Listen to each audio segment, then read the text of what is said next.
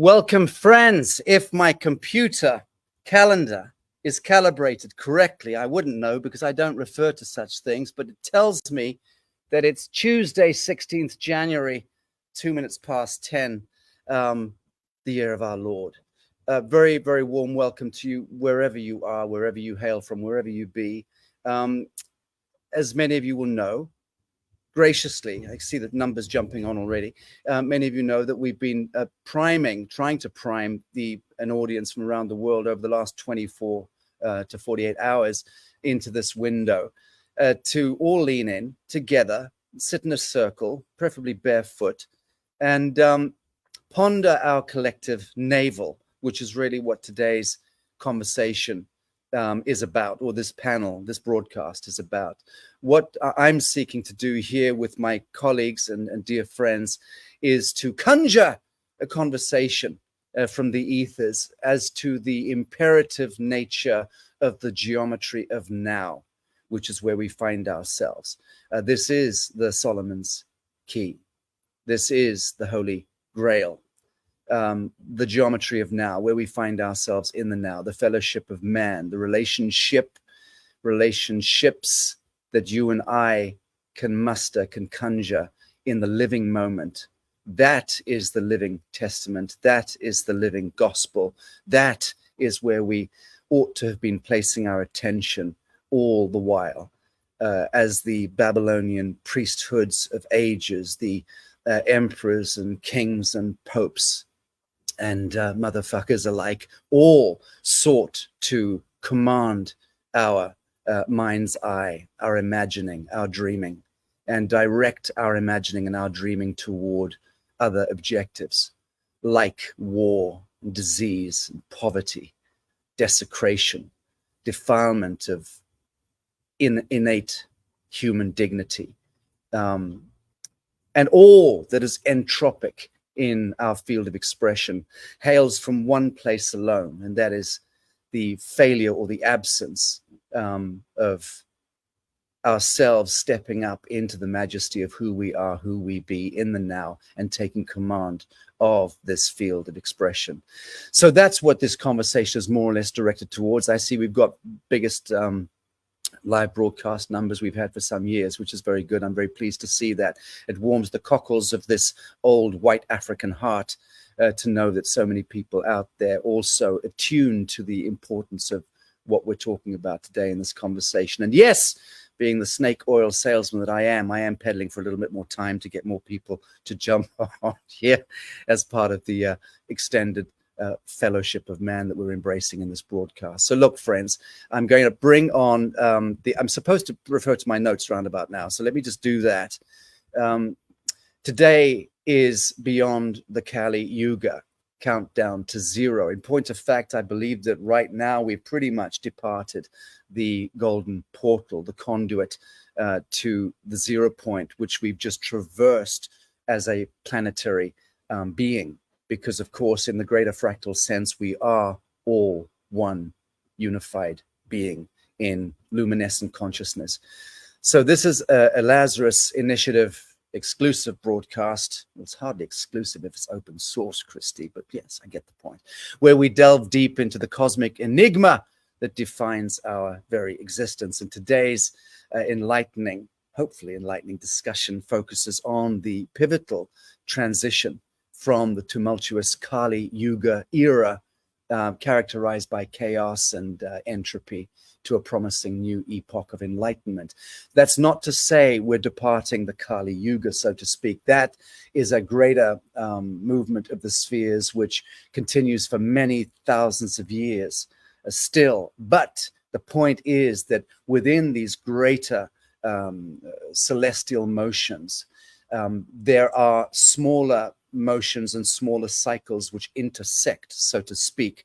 And in those intersecting points, rather like the harmonic convergence of 1987, the 16th of August, rather like the 21st of December 2012, which also was a springboard to the 21st of December 2020, the end of time, these node points are great intersection points with the movement of the spheres. And as those intersection points occur, there is a kind of zeroing out or a phase conjugating out of the dualistic programs. So the binary dualistic logic of good and evil, of the angelic and the demonic, of the Shiva and the Shakti, all of these opposing elements are momentarily zero themselves out in these great 0-point intersection moments.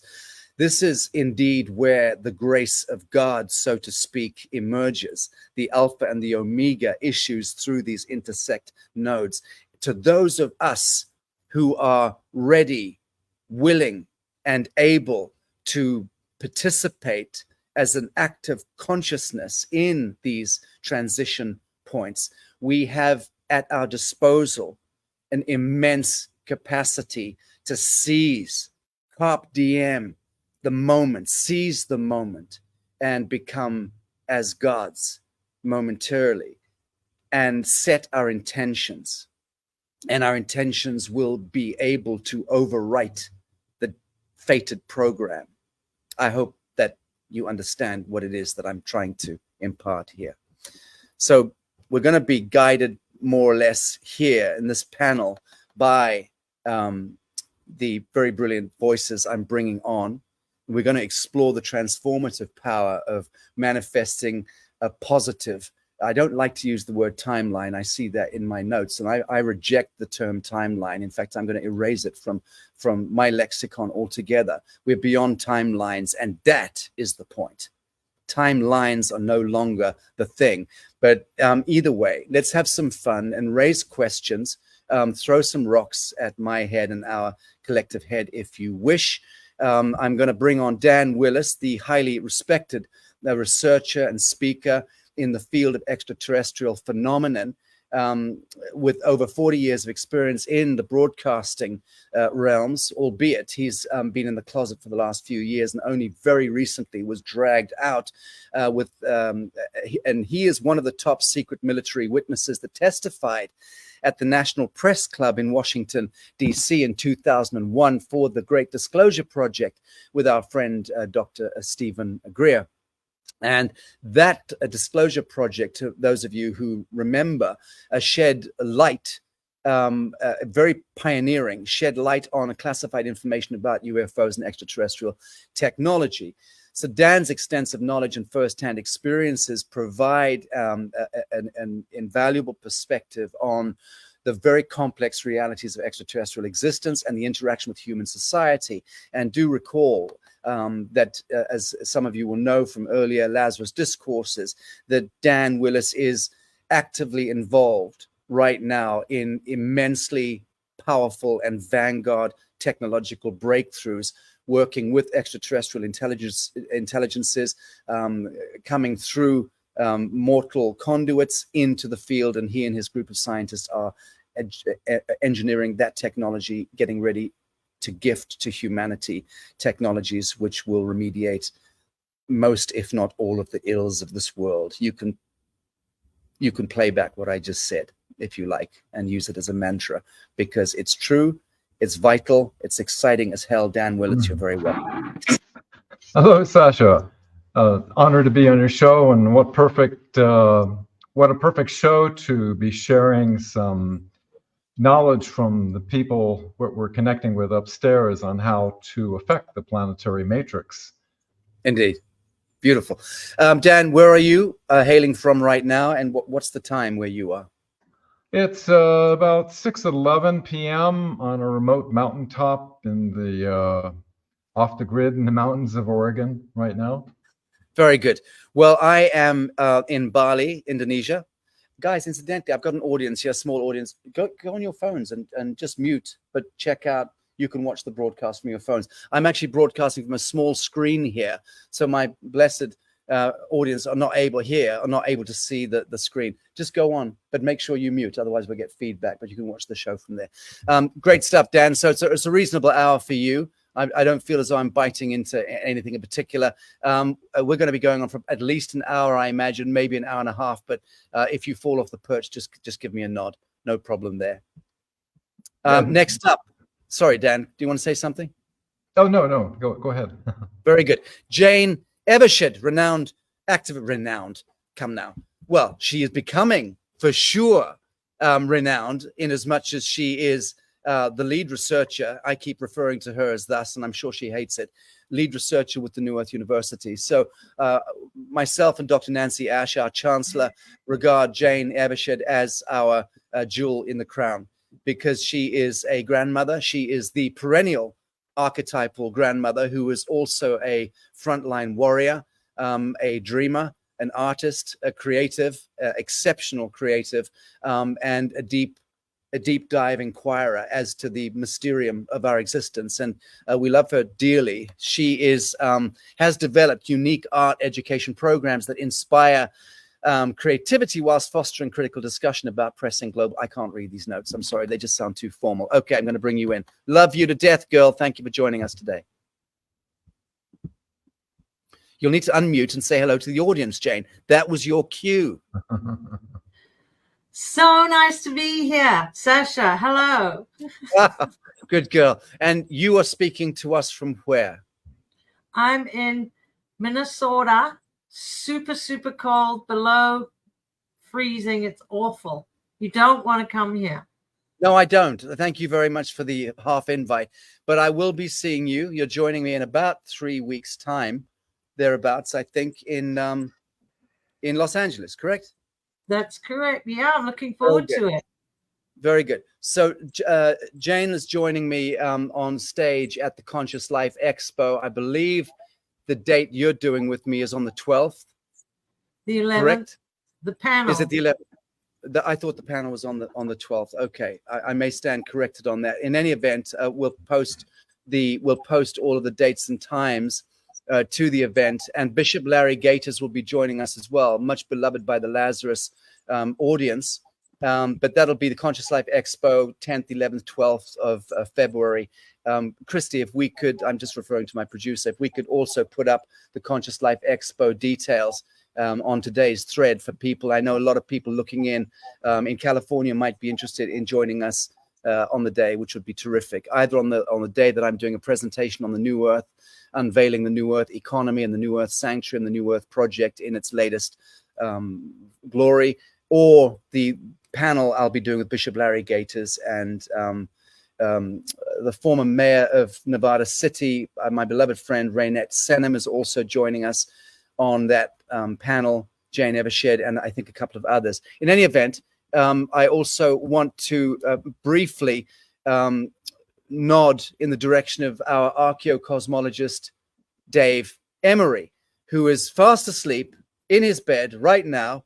He bloody well better be, because that's the only reason why we permitted him to do a pre-record for today's broadcast, because it's an ungodly hour for him in the United Kingdom. But Dave Emery is joining us. There is a pre-record which we're going to be spinning shortly. He is the esteemed cosmo-archaeologist recognized for his pioneering work in exploring human history and civilization through the study of astronomical artifacts and celestial phenomena.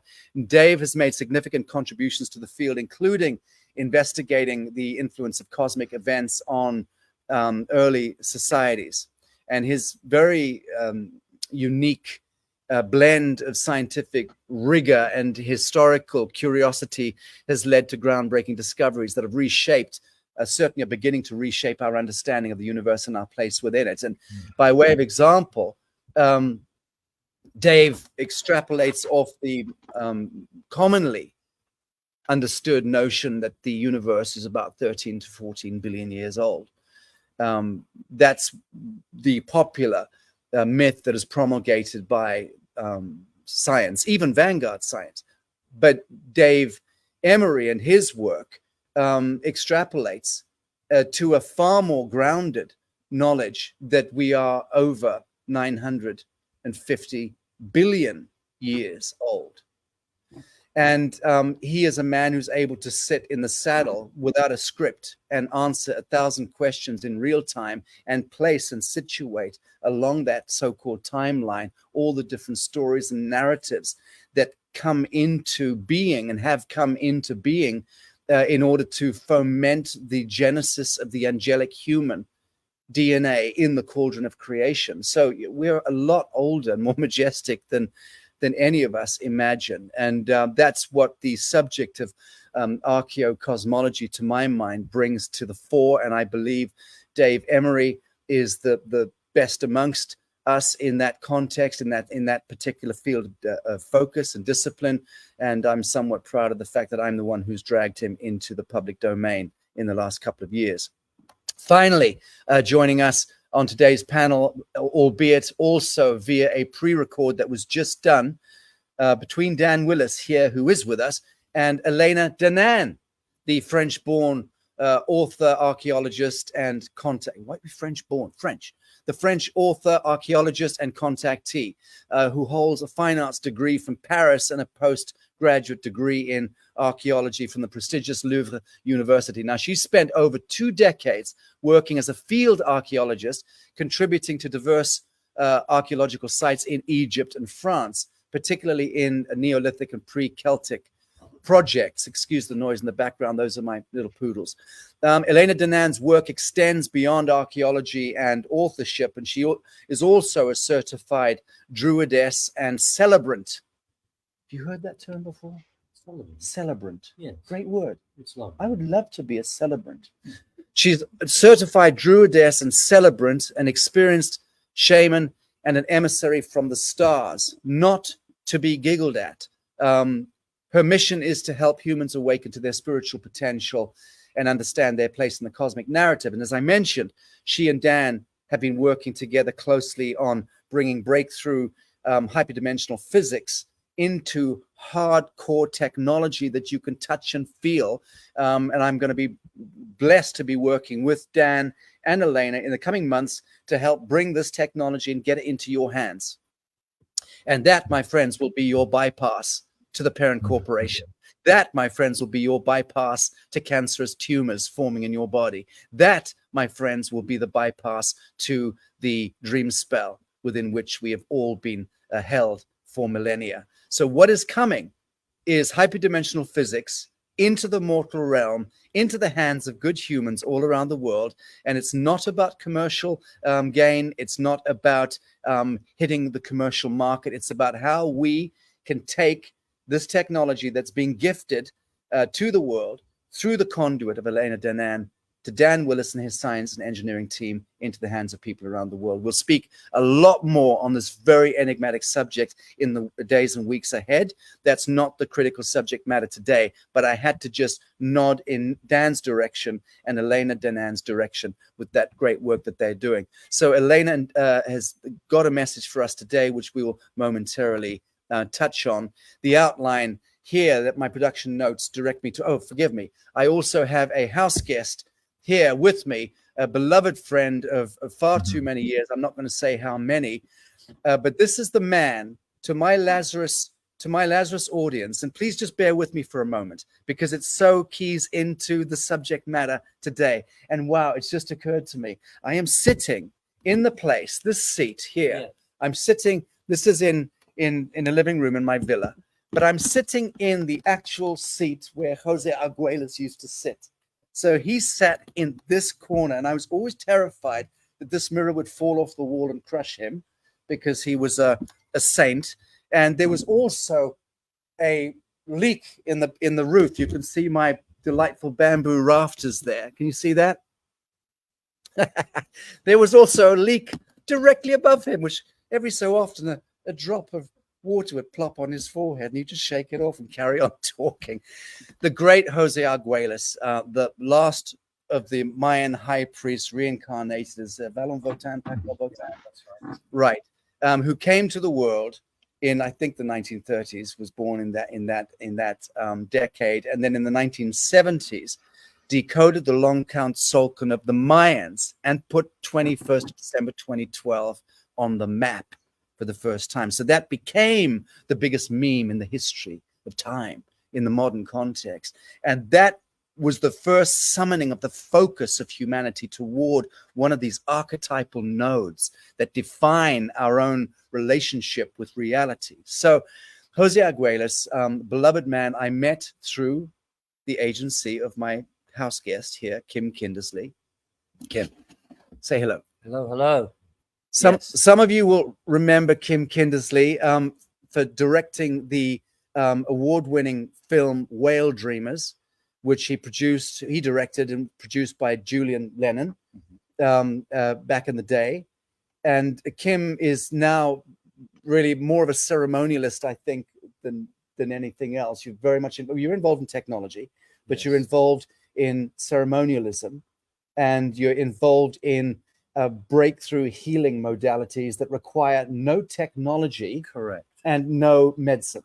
Health sovereignty. But and believe me, it's fascinating stuff. I've had a stream of guests in the last couple of days come through. He's treated them, and we're not going to get into that today, but we are going to do a segment on Lazarus just focused on this. So Christy, take a note there. You're going to be very excited. You find out what this shaman has been up to for the last few years, the wisdom flame he's brought back, and what we're about to gift also to the world as part of this great revelation and upshift, and the stepping back from the false light matrix, from, again, the parent corporation, from the global pharmacopoeia, and all the rest of it. So Kim is going to also lean in to this conversation and lend some of his wisdom flame to how we navigate this very nebulous conversation. That said, I have now just completed a record 22-minute intro. I apologize if any of you have fallen off your stool. I've tried to keep it real, but this is the seat that Jose Arguelles sat upon, and he had his wand, and he lived here for a month, and he was, for me, the key individual that imparted to me the law of time at that time, which was 2008-ish, 2008 or 9, round about that time. In any event, very, very timely. So I salute and hail the spirit of beloved Jose Arguelles, who has affected change for every human being on the planet, even if you don't know it. The harmonic convergence of the 16th of August, 1987, it has hitherto been recognized, even by Wikipedia, as the biggest event in history, certainly in modern history, when every shaman, oracle, vizier, wisdom keeper, medicine man, and women of the First Nation indigenous peoples all around the world stood up on that day at Central Sun and saluted the stars, because they picked up on the morphogenetic interconnectedness of all the rainbow tribe. It was triggered by the wand and by the linguistic wave genetics coming out of Jose Arguelles as the reincarnated last of the Mayan high priests. And on that day, 16th August 1987, good old hippies will remember this, the world changed for all time. That was the day, the dateline, whereupon we actually passed through an aspect of the hyperdimensional field of intelligence, or the mind of God, or the photon band, however you want to describe it. And an audit was conducted on every living system on and within the earth plane. An audit. It was a hyperdimensional audit by the Alpha Omega intelligence on that dateline. And that audit was basically calling on the deepest instinct of every living system on earth and saying, are you ready for ascension? Or do you wish to continue to play in another spiral of descension, another sleep cycle? And on that day, that fateful day, we did, the collective unconscious answered the call and said, we're ready to stand up on our feet. We're ready to say to the space brothers and sisters, to our beautiful sky family and space family, enough, no more genetic interventions, no more abductions, no more splicing and dicing of our genetic material. We can take it from here. And indeed, that was the line in the sand that began the first step of emancipation of humankind. And so here we are with Jane Evershed, Dan Willis, Elena Danaan, and Dave Emery about to come on pre-recorded messages. And we're going to discuss the importance of today. Jane, I'm giving you the floor. Well. Oh, thank you, Sacha. What I'd like to start with here is there's a lot of people that maybe have a little trouble getting their head around both the Kali Yuga and the crystal spiral. So I put together a few graphics so that we can have a visual to get behind, and it'll help us grasp the enormity of this this incredible moment in time. So if Christy, if you could put the first slide up, that would be great. Thanks. So here we have it 6 weeks between when the crystal spiral crossed over the Fibonacci, the crystal spiral being the superior spiral of creation that we want to be in. And then on, today, 1/15/24, we passed out of the Kali Yuga. So you can see from those diagrams there, should give you an idea. The Fibonacci spiral would not complete the human being, but this crystal spiral does complete it, coming out of the 12 dimensions. So the heavens themselves are lined up to pull humanity out of the darkness, and we're about to become fully realized fractals of God. I think that's exciting. And we're seeing and feeling the emergence of the true sacred geometry of the crystal spiral right now emerging beyond that false light geometry of the Fibonacci. And at the same time, the end of the Kali Yuga. But more about the Kali Yuga in a little bit. So along with that, we've got the sun reconstituting our DNA back to its original 12-strand composition and state. Then we've got the Schumann resonance at all-time highs, day after day, blasting us. And it's all together working toward to facilitate our ascension. And that is going to return us to the access to the full spectrum matter universe so that we can be part of giving birth to the new earth. And the most beautiful thing about that is that these powerful energies are discarding the will of the false idols on earth, because our invaders are not connected to prime creator source, and they have no way out but to expire or leave.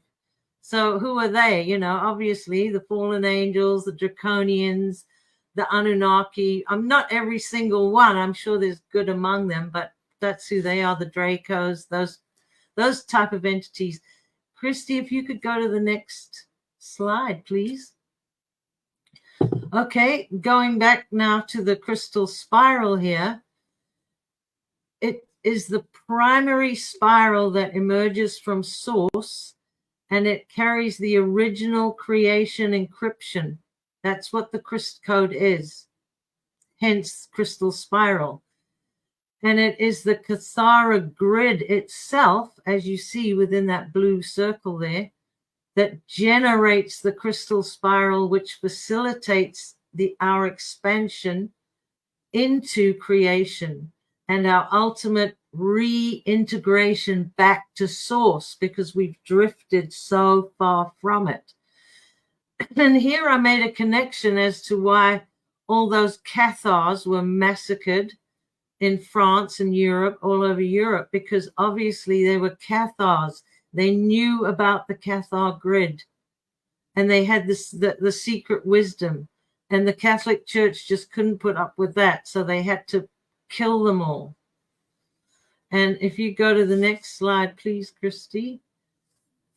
So now going back to the Kali Yuga, the thing about it is that between all of these epochal ages, there was always transitional periods where there'd be deluges or great droughts or ice age or whatever. And that is what's been happening. And I'm guessing and I'm thinking that possibly coming out of this age, we won't be having those things happening this time. But I'll talk about a little bit more about that later. But basically, the complete Yuga cycle is 24,000 years, and it's 12,000 on the ascending side and 12,000 on the descending Yuga cycle. And they follow each other for eternity. and the Brahmins sort of refer to this as day and night.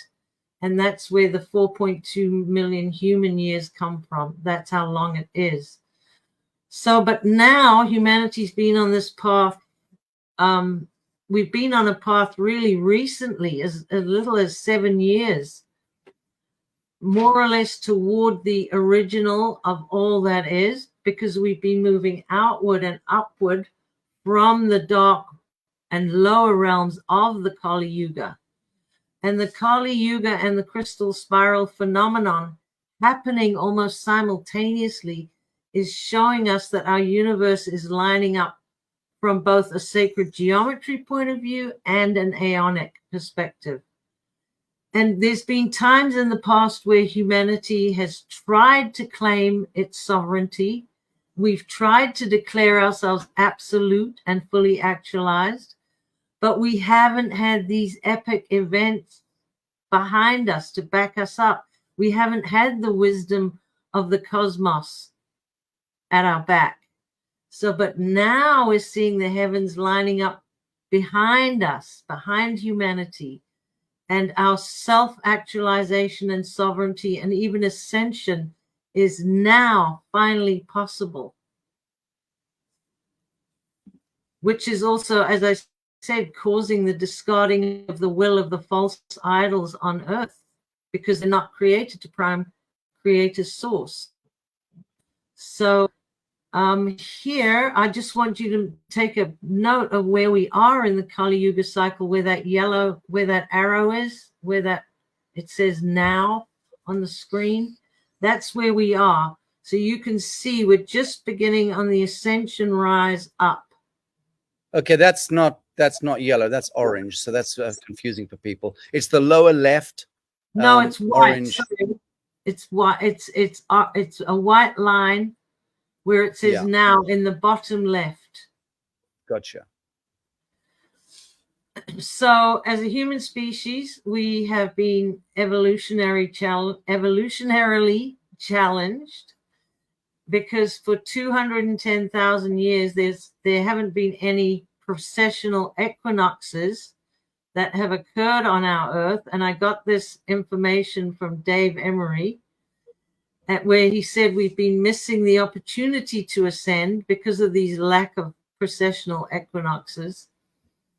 And also we haven't been able to expand into the higher universes and dimensions as we were supposed to. So from that, I would deduce that our Archon invaders, or whatever you'd like to call them, took advantage of this lapse in the equinoxes to move in on humanity. And this is why they stepped in so confidently into our time-space realm, knowing that we were evolutionarily challenged and vulnerable. So let's go to the next one. I think this is also very much connected to the return of the mother, because this is the true age of enlightenment. And they did have one age of enlightenment before in the 1700s. And it was an intellectual and philosophical movement in Europe in the 17th and 18th centuries, as I said. And it had a global influence and effect on all of us. And if you go to my Renaissance work, you'll see that I really expound on that. But it set the stage for the philosophies and spirituality of the indigenous peoples, as well as that of women, to be forever excluded from contributing to our conscious human evolution. And that's where we've been stuck. We've been missing the wisdom of over half the people in the world now. So these great cosmic changes are going to facilitate our creation currency to be fused into our future, along with all our indigenous brothers and sisters and the energy of the women now, which I think is fascinating and phenomenal. So we'll go to the next one, please. That was the about the age of enlightenment. So Maybe jump to the next one, please. So my big question is about the transitional periods between all the Yuga eras.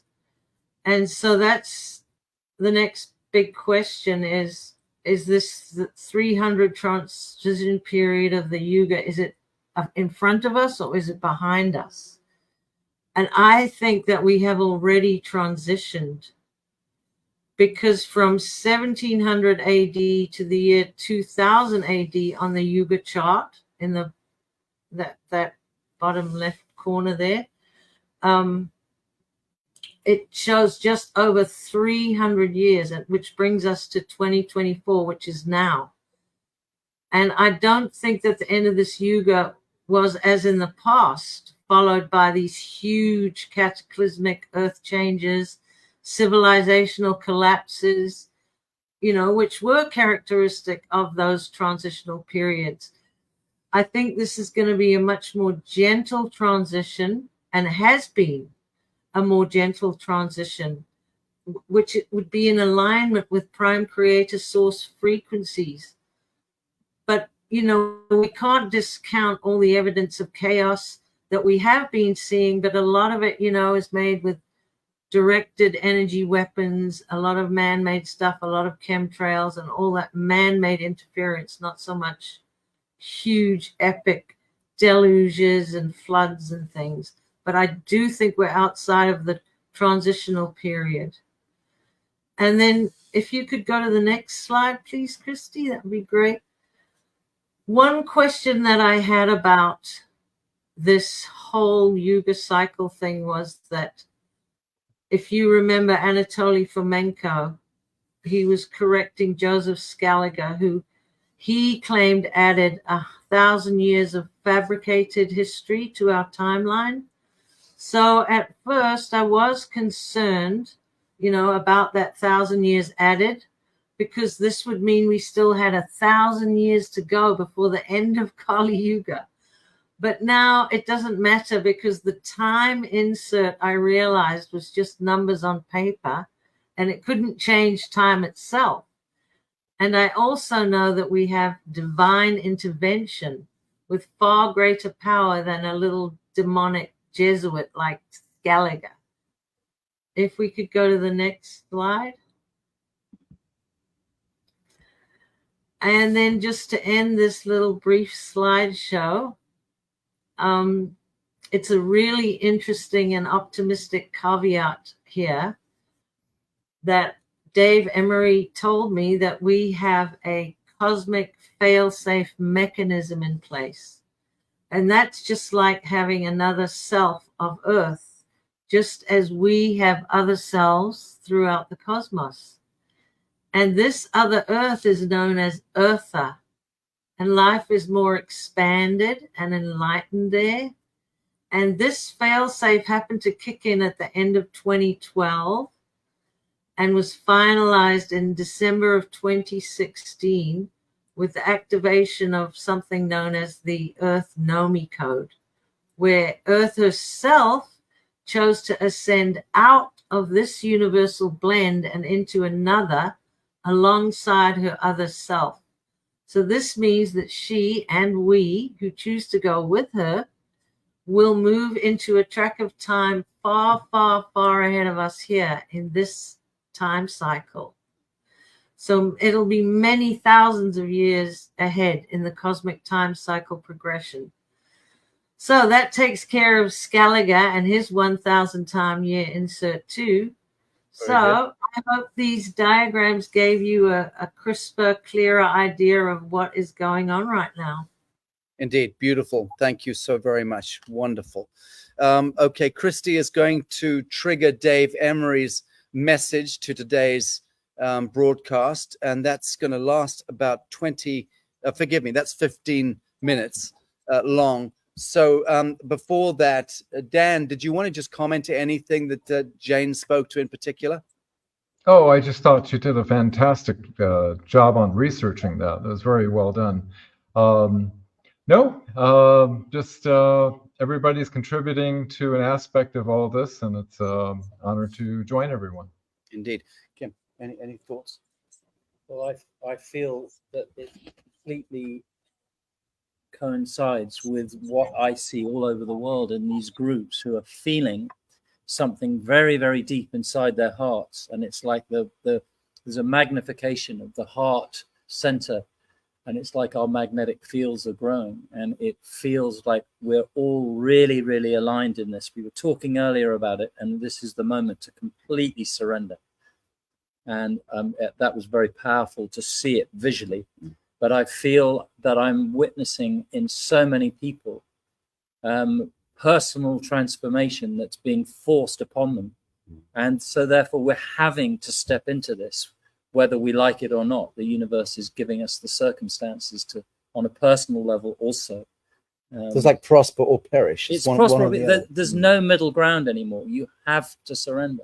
We have to surrender. So it's beautiful to see it put in that form. Thank you. And what's your sense of the connection with unfoldments like today's portal, or the last 24 hours portal that we've been through with this kind of Kali Yuga pulse point that was a momentary reflex of the grace of God offering full spectrum redemption and upshift to those who chose or choose to be conscious of the motion. The historically, the Song of the Whales has been beamed in the oceans, the water of this world, and of course the oceans of the world are connected to the water of the cells of every living system. Emphasis the human being. What in your shamanic view has been what have the whales and the whale song, what has that been anchoring hitherto, leading to this point? Well, as we speak, particularly in the last year leading up to this time, was a historic moment in a courtroom in Southern Australia, in the High Court of Southern Australia. For the first time, evidence was given by the songman of the whales, Bunalori, of the Mirning people, who were the people of the whale, and he gave all his testimony in full ceremonial gear, and he didn't speak one word. He sang and danced the entire story in evidence for a day and a half in front of 5 barristers. They did not know what to do. So he essentially brought the whale song into the Crown Court and sang it to them. And it was almost like that in that moment, the preservation of that grid in the oceans that will also run through all of our cells, because we're 70% water, activated our DNA. And now, as we're speaking in this moment, these decisions of the court are going to come back. But essentially what it means is that these places, these sacred places, Malibu is one, is another whale shrine, where we go down and we connect with this energy, which also connects us to our star origins. So this is kind of happening in the 3D world as we speak. And for me, the Mirning, the whale tribe, is that human representation of exactly what you're talking about. And the whales are waiting and loving us because it's the frequency again of the heart. Right. And you're saying whale song, dolphins, whale song, the ocean mammals as a group soul collective have in that sense been anchoring redemption through the arcs of time. Exactly. In the ocean, just keeping those. And when whales throw themselves up on beaches, oftentimes it's because they're bringing that and anchoring to the soil, and then they sacrifice themselves by so doing. Nothing's haphazard. Whales are profoundly intelligent, as you know. You've worked amongst them at great length and in great depth. But there's a profound mystery there to the ineffable majesty of these creatures, and how they participated also in holding certain frequency sets for our awakening and then gifting them to us at the right time.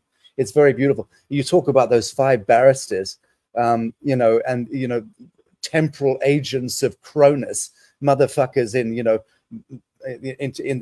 their courtly costumes, being affected and impacted so deeply by whale song. I mean, it's pretty remarkable stuff, given, of course, that most barristers are by definition alcoholics. One wonders if they actually remembered any of it, but beautiful stuff. Thank you for the telling. And it's the frequency of love. When a whale dies there, they build a fire where the heart of the whale was when it was in its body, and they dance and sing Is that right? around the rib cage of the whale. And the name of fire and heart are the same word in their language. So they call it the fire of the heart, the frequency of the heart. That's lovely. And we're in it because we're burning away all of this shit and detritus that no longer serves us. And I know about shit and detritus. I was born into it. And yeah, that's his fringe Illuminati bloodline coursing through his blue veins. And it's taken me all of these years to finally be given, enough kind of flailing around in the darkness to be shown where the light switch is. Beautiful. And this is part of it. Well, I pledge herewith, forthwith, and herein, whereupon and whereinafter, I pledge to you, good sir, that when you do fall off your stool, which will definitely happen before I do, I will light a fire in your rib cage and dance around it. That's in my instructions for my my funeral arrangements. Very good. Thank you, Kim, for that. Very beautiful. All right, friends, we're going to trigger now. I believe Christy is about to trigger Dave Emery's message to this broadcast. Pay good attention, children.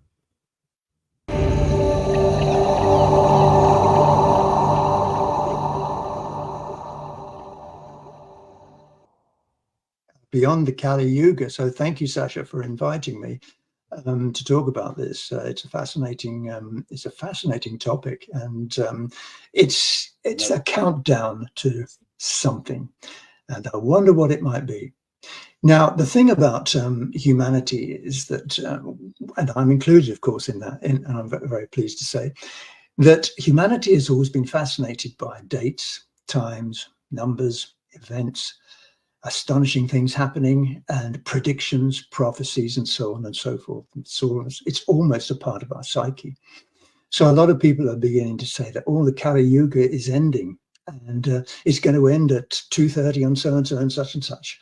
And of course, we don't really know. But what we do know is that the world is a crazy place. We do know that strange things are happening.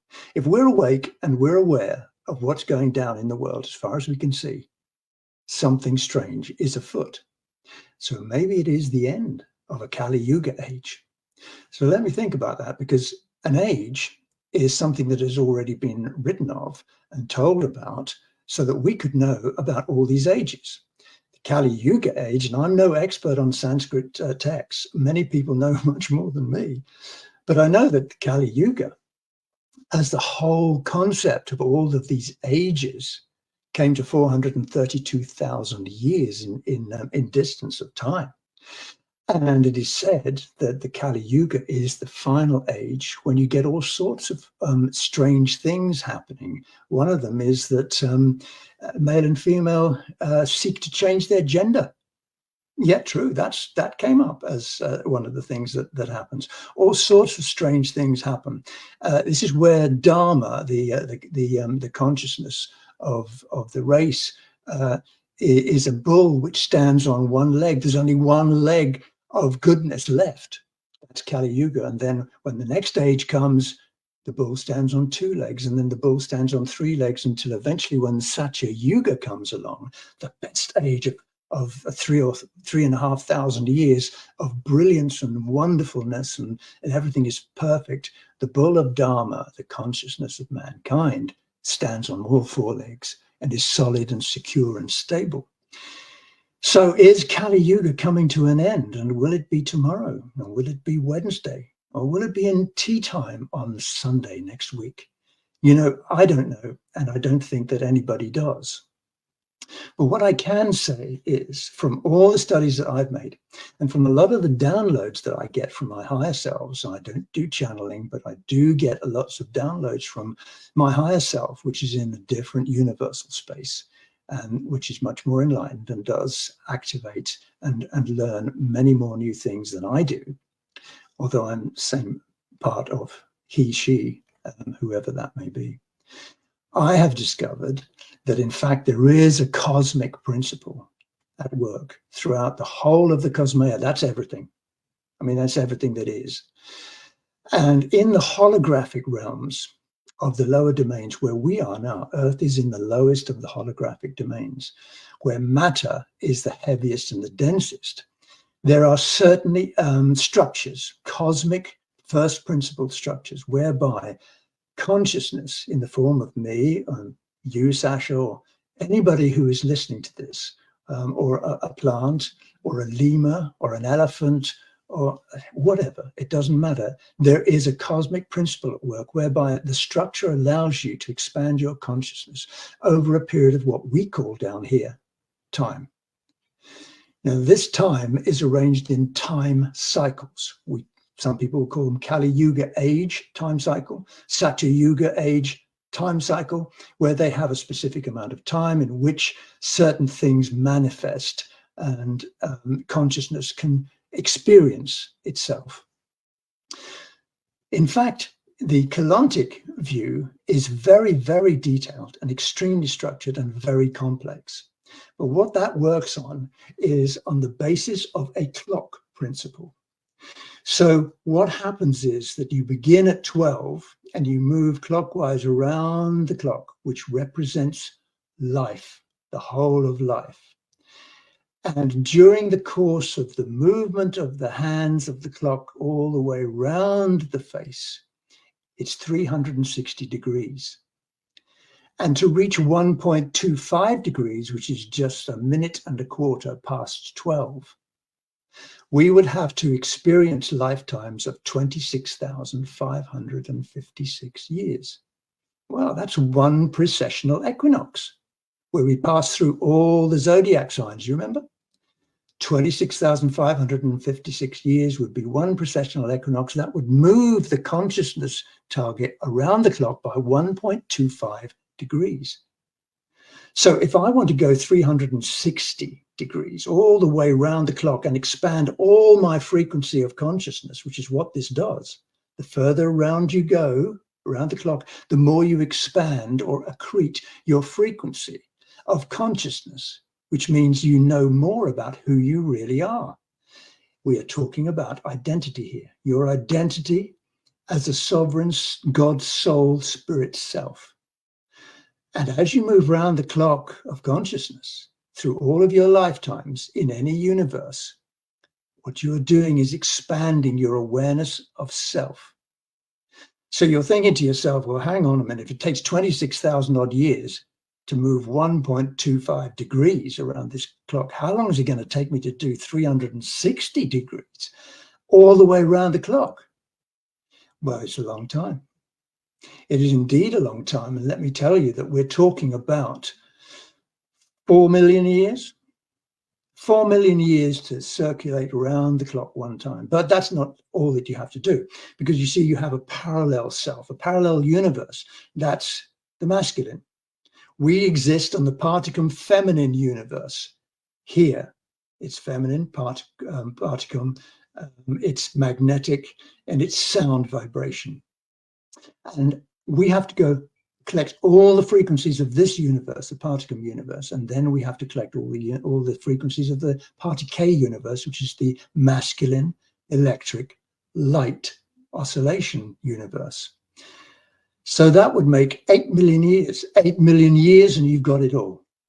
Now, what does that mean then? Well, you start again or you go somewhere else? Well, actually, what happens is that gives you the opportunity to expand your consciousness into a whole different universe itself. We call it the Echo universe. And beyond that, there's an Akasha universe and so on. And all of this takes time to circulate your consciousness so it expands and you move up the stairway of heaven. And you go to heaven. You return to your consciousness awareness of you as God source. That's what all of this is here. Yeah, that's what you decided to do. You chose to come here. It's no, accident of nature that you suddenly are turned up here, as a result of, progressing through primordial soup and swinging from trees. You made a decision to come here as a conscious soul self, to expand consciousness through all of the exigencies and experiences that you could have down here in the lower domains. But there is a way out, and that's the cosmic clock of consciousness. Yes, it takes a long time. However, there is a fail-safe mechanism. And this is where it's sort of connected with what people are saying about the Kali Yuga, because in the fail-safe mechanism, you see, that's been arranged by the cosmic first principles of first creation in case the one thing that Source sets up for us is the destiny of joy, the pathway of knowing innocence, where you are innocent, full of love and joy and happiness and laughter, but you know things. So you can say no because you know you won't be fooled into doing things that are anti your consciousness. That's the destiny of joy, the pathway of knowing innocence. That's what you came here to expand into. But you see, the second law of the universe is free will. And many beings chose not the path of destiny of joy, and they chose the path of chaos and the destiny of sorrow. And many of them became very, very adept at making sure that all others did not know of the destiny of joy. They chose the destiny of sorrow, the pathway of chaos, and that's what we're living through now. That's what they talk about with the Kali Yuga.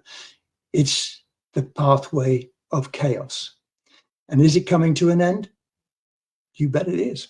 It definitely is. And so the people who say Kali Yuga, countdown to zero, etc., and beyond the Kali Yuga, well, they could be right. Because you see, the fail-safe mechanism has been kicked in. We don't have to wait 8 million years. Now, why did it kick in? Well, amongst many, many things that caused this kick-in of the fail-safe mechanism, which causes a shift in the expansion of consciousness, is because you see the precessional equinoxes of 26,556 years have not been happening for 210,000 years. We've missed 8 of them.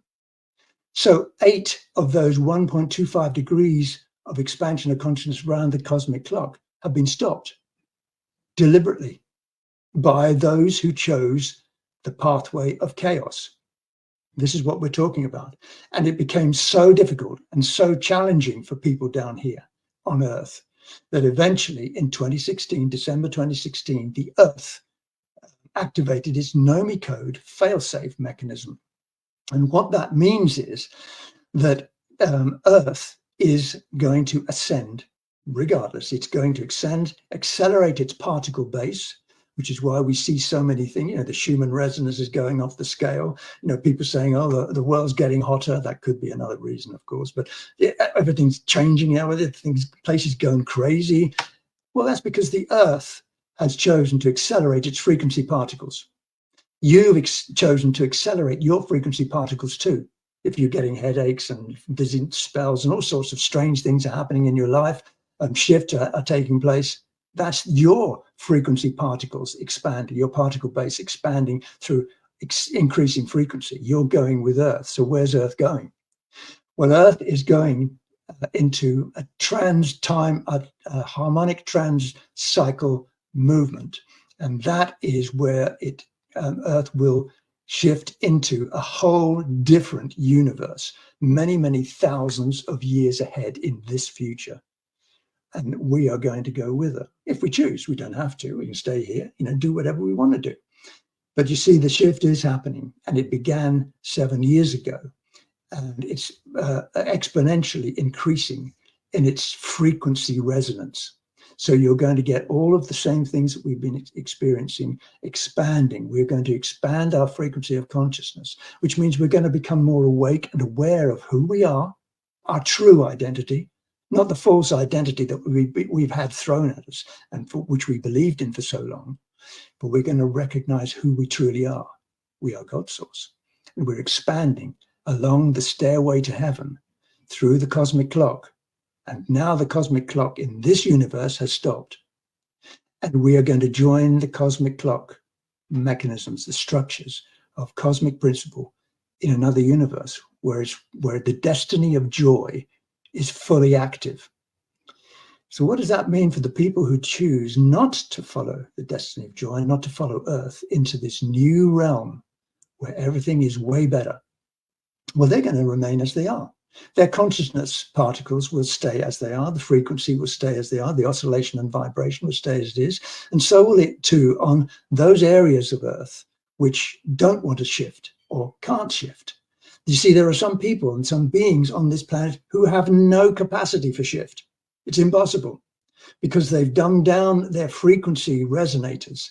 Their particle base is so low frequency that it's too late. You know, game over. They're going to have to stay here. So you will have a shift. You'll see the polarity. You've already seen the polarities happening. And so what will happen is, without people really noticing, we will shift into a different realm of particle-based frequency. And we will be experiencing a universe which is totally different from this one here. And those who are happy here will remain. And so that is really what is happening, and it is happening now. So when people say beyond the Kali Yuga and 0 point right now, here and now, they could well be right, because you see things are changing, and you know that they're changing. You look around, if you're awake as you are, and you're aware of what's going on, and you're sensitive to things, you're full of love and joy, and you feel this unity consciousness about who you are and about everybody being a part of you and with you, then you will notice those aspects of life and the earth where these things are not obvious. You'll say, well, that doesn't fit with me. And you will move on quite happily, because this is your destiny. Your destiny is one of joy. It's not one of sorrow. Your pathway is one of knowing innocence and love and joy and unity. It is not the pathway of chaos. And right now, what we are being asked to do is to make a choice. Who are you? Where do you want to go? How do you want to live? Thank you.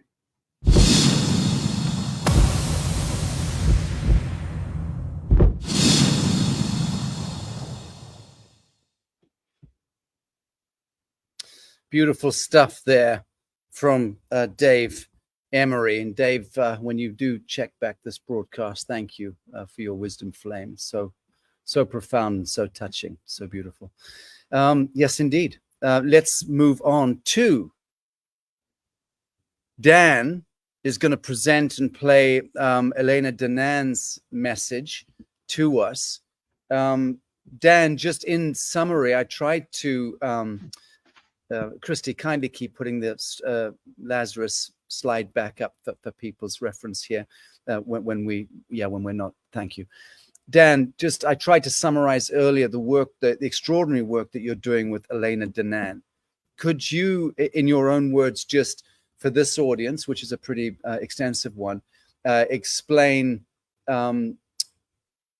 in summary? You must have learned an elevator pitch on this extraordinary, very enigmatic work that you're involved in scientifically. You've got a long track record. You're a military vet going back to Vietnam days. You've played in the field of chaos, and you've experienced it. You've experienced it firsthand.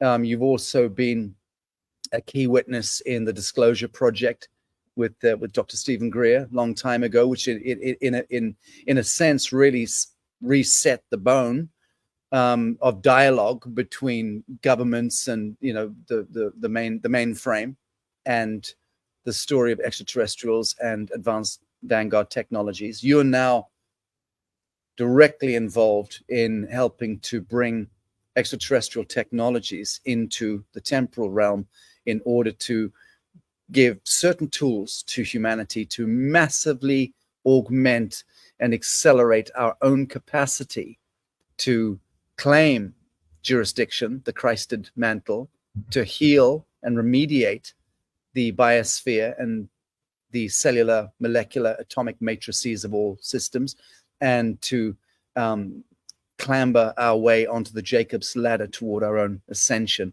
Just how do you summarize the work you're doing right now? That was very well worded. I've been through the spectrum of life, and in the last almost 2 years now, I've been honored to working with Elena Danaan, and an off-planet scientist, and asking so many questions and getting so many answers. And I'm very honored to be able to share with everyone a participatory experience of using our creative co-collective consciousness to accelerate, as you mentioned, what all of us in our heart knows can manifest in this world.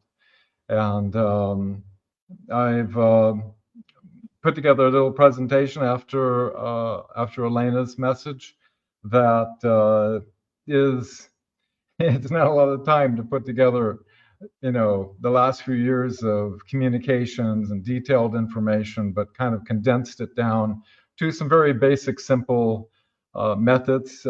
Everybody out there who you can use your mind alone, but you can augment it with a glass of water, or if you have a quartz crystal, dig it out, because we'll be using that.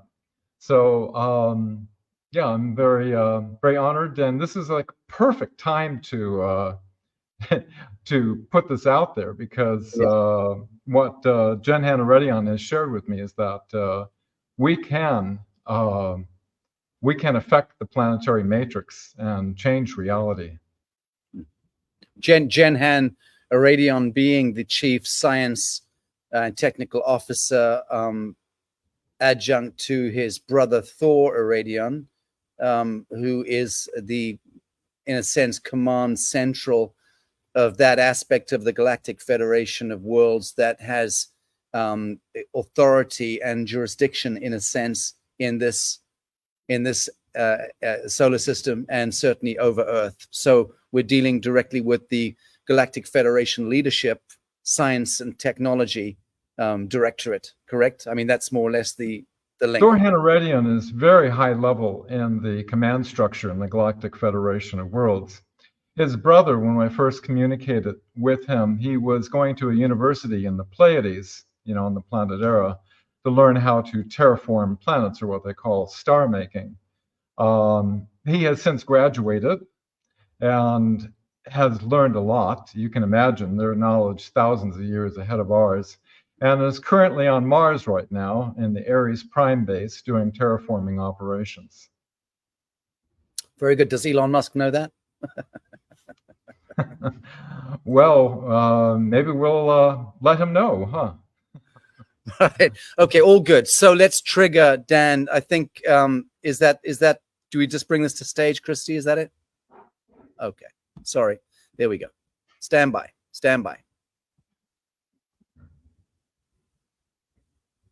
Oh. Christy, can you start the play? Hello, everyone. I'm honored to present the following message from the emissary of the Galactic Federation of Worlds, Elena Danaan.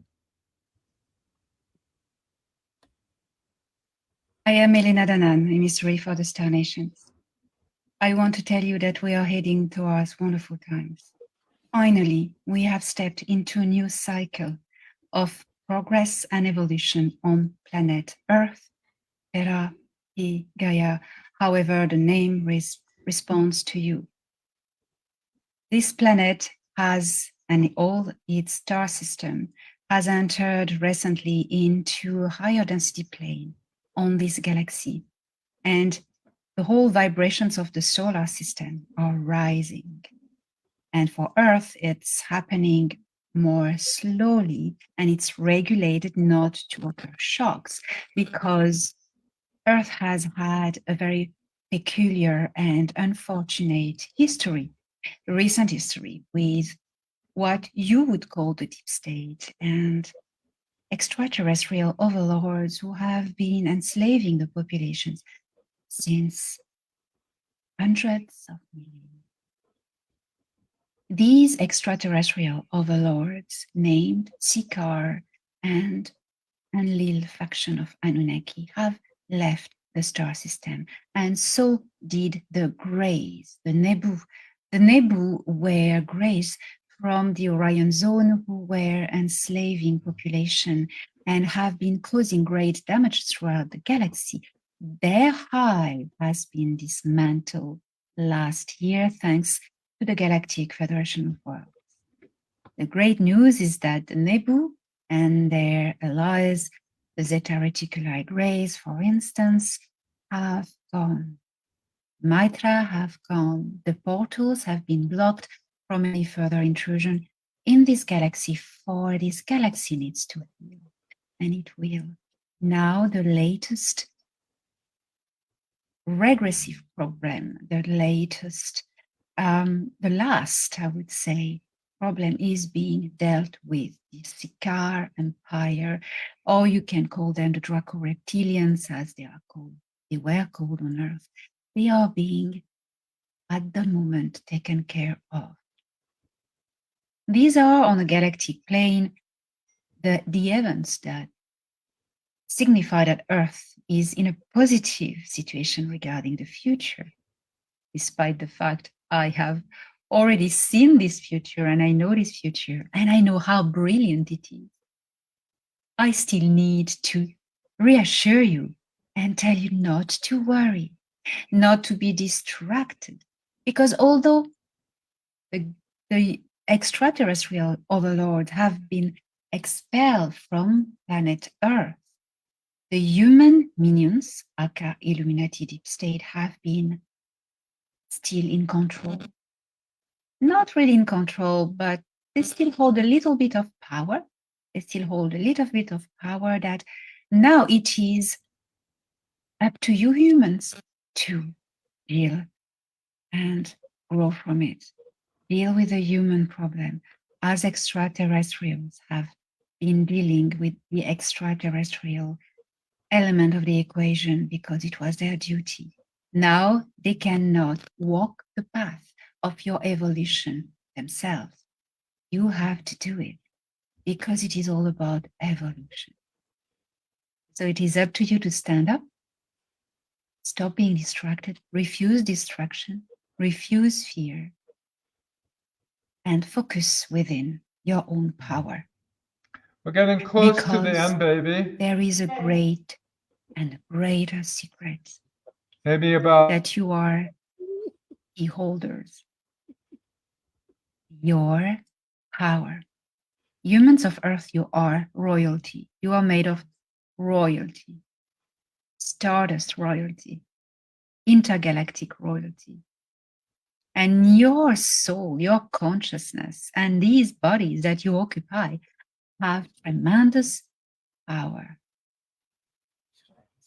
I'm addressing to you, humans of Terra. Not the star seeds, because the star seeds know we can do this. It's about the awakening of the humans of Terra, the indigenous soul consciousness beings of Terra, Earth. Because your bodies have this genetic royalty, whatever consciousness occupies them has total ultimate power. And this power is the power of manifestation. The deep state knows it. The letter agencies and the deep state knows it. They know it. And what they know is that they are using you. They are using your power to create the reality. They are using your power of manifestation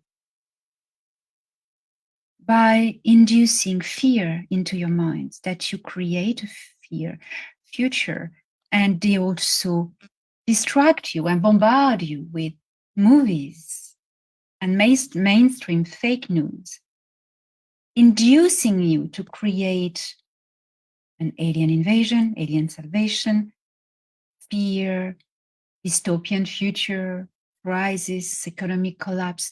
They are putting this into your mind and convincing you of this because they know if you are convinced of this, you will manifest it. This is your power. We all have the power to manifest reality. Reality is an electromagnetic grid, holographic. And when you send thoughts to this electromagnetic grid, you send thoughts. A thought is a frequency wave, a carrier wave that carries bundles of information. So the carrier wave will impact and embed into the electromagnetic network of reality. Okay? And then whatever information it carries, it will embed it into this holographic electromagnetic network grid of the matrix. That is why it is important to be aware of this, that you have total control by manifesting, visualizing. And the secret, the ultimate secret to do this is the frequency of love. To find yourself resonating at the frequency of love. And you know, when you truly find this frequency is when you connect to who you really are. And who you really are is a fractal of God, is a fractal of Creator, is a fractal of Source. You have the same power of creation as Creator Source. You do. And you do not need intermediaries, priests, religions, institutions. You have direct quantum contact with.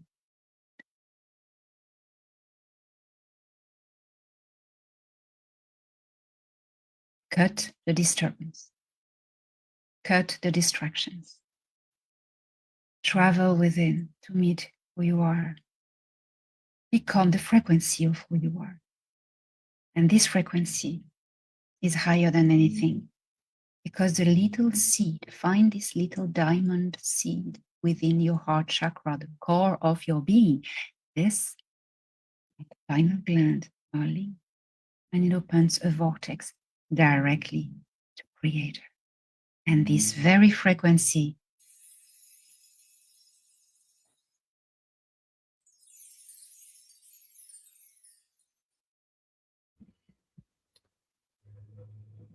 That was a beautiful message by Elena, and the importance of love. Elena and I have been very privileged to receive advanced information from her contact's younger brother, Danaan Heralds, in being able to imprint into the planetary matrix. And I'm going to share with all of you an exercise to do this imprint. And so I suggest getting to augment the interdimensional bridging into the planetary matrix. Just a simple glass of water. Or if you, better yet, if you have a quartz crystal, doesn't matter what size, just as long as it's a natural quartz crystal. If you have a Vogel type crystal, better yet. If you've been following the classes Elena and I have been doing on crystals, a Vogel Radion cut crystal can open up the singularity eye vortex within the crystal to imprint into the matrix. But all of it's effective even with just your mind. But as Danaan has said, you know, why not use these powerful tools? So here we go. I have a little slide presentation.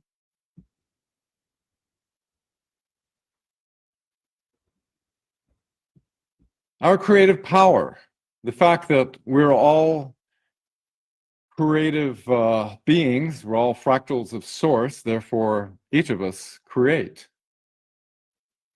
There are certain dark elements on this planet that didn't want us to be aware of this power that we have within us, and they've been using our collective creative power. You know, you can imagine, you know, through Hollywood, the media, to basically create a reality that works for their agenda.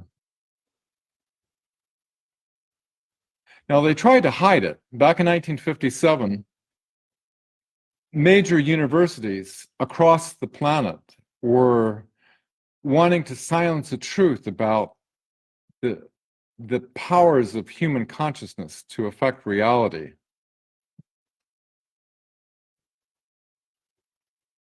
Now, it's been scientifically measured that just the square root of 1% of the entire population of the planet, which is over 8 billion people, which is less than 9,000 people, has an effect to affect the entire population on the planet.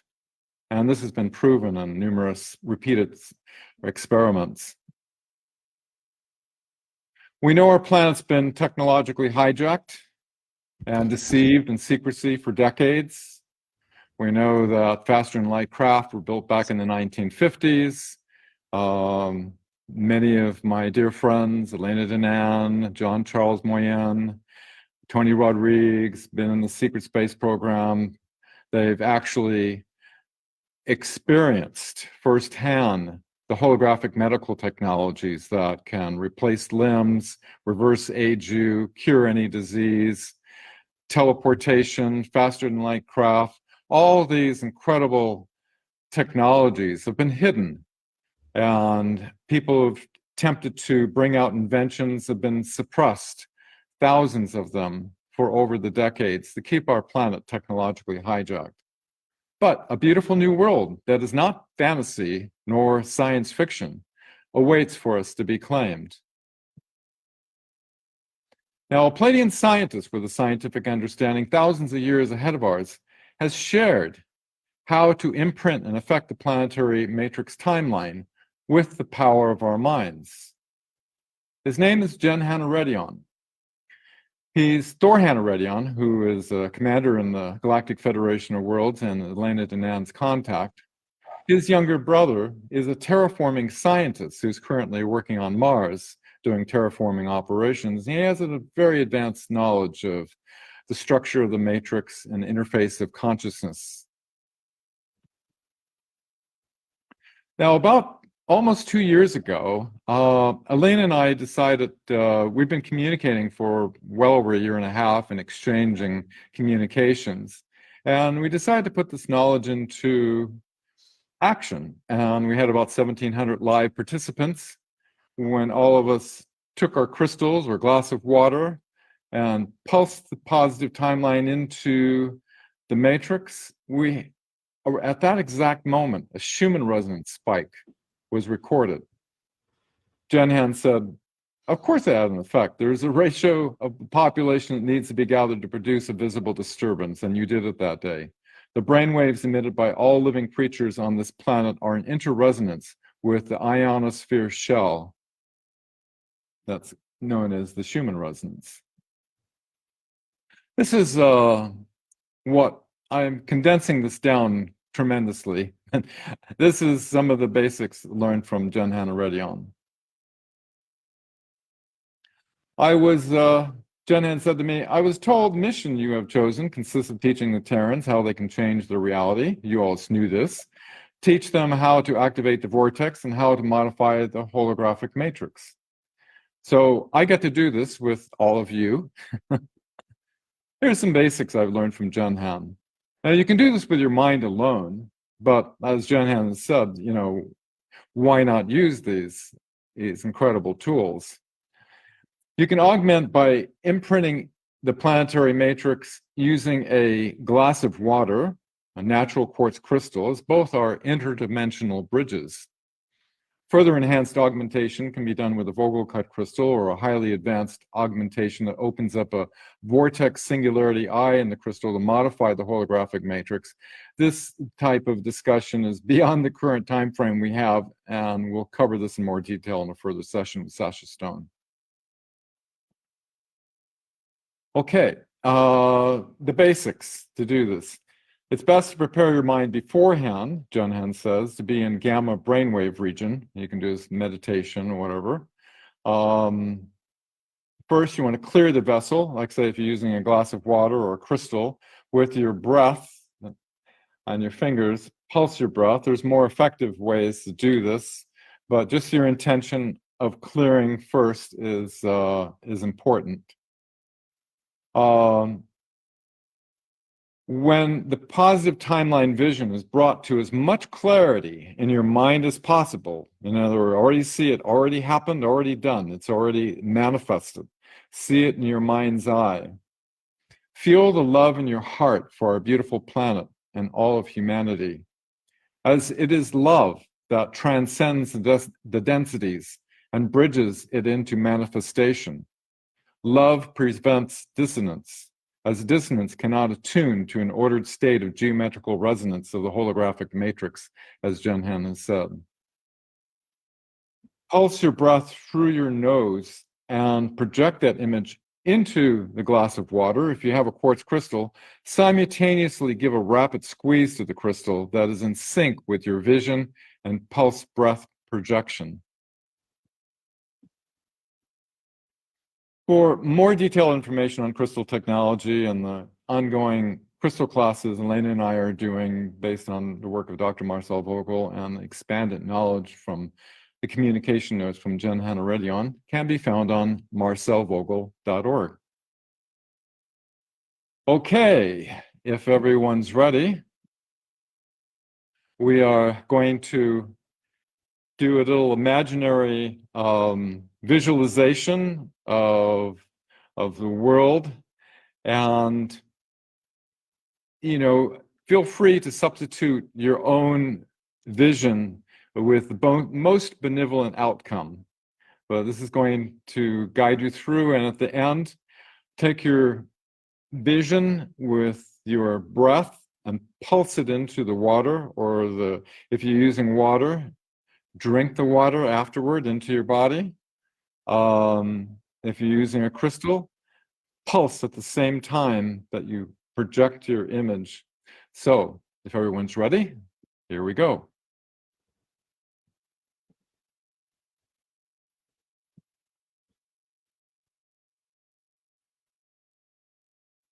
A beautiful new world is now realized on planet Earth.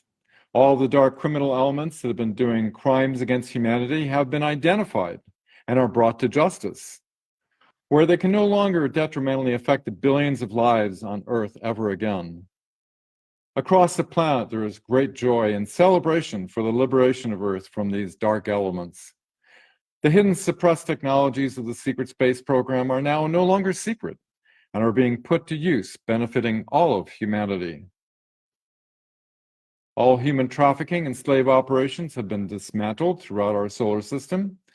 The deceptive centralized control of information by the mainstream media has been completely shut down, as well as their control of social media on the internet, and are now public utilities in service to the people without a controlling agenda. Open contact with advanced off-planet civilizations allow the people of Earth to benefit from the knowledge and wisdom of cultures thousands of years in evolution.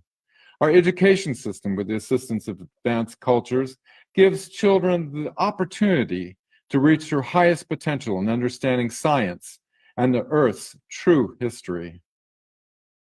The corrupt medical and pharmaceutical corporations that operate for profit are totally replaced with the release of advanced holographic medical technologies, alleviating all suffering from sickness and disease. Lifespans can now be realized into the hundreds of years. Overpopulation is not a concern, with remote areas now able to be inhabitable, as well as off-planet locations. All obsolete, dangerous technologies of nuclear, oil, and coal have been replaced with clean, zero-point energy systems. Replicator systems can now create anything to be formed out of the holographic matrix. The basic necessities of water, food, and shelter are now available to everyone, eliminating homelessness. A new quantum financial system replaces our easily corruptible monetary system. A new quantum communication system, utilizing the principles of quantum entanglement, replaces the distance-limited and biologically harmful electromagnetic communication systems. A quantum internet, allowing instantaneous, secure access to greater data from any location. Anti-gravity and teleportation systems replace all obsolete transportation systems. The oceans are cleared of radiation and toxic to life waste. Weather engineering is no longer used as a warfare tool. Our planet is now being renewed with technology that works in harmony with nature. Humanity now directs its attention to spiritually evolving rather than simply surviving. Children, now studying through a vast library depository of knowledge, can look back through history at the tremendous challenges that the people of Earth faced that has brought them to today's world. They vowed to never allow this to ever happen again to their beloved planet, and are filled with gratitude to all those who contributed to the beautiful new world they now experience. Now, imprint your vision now by pulsing your breath, and it is so. Thank you, everyone.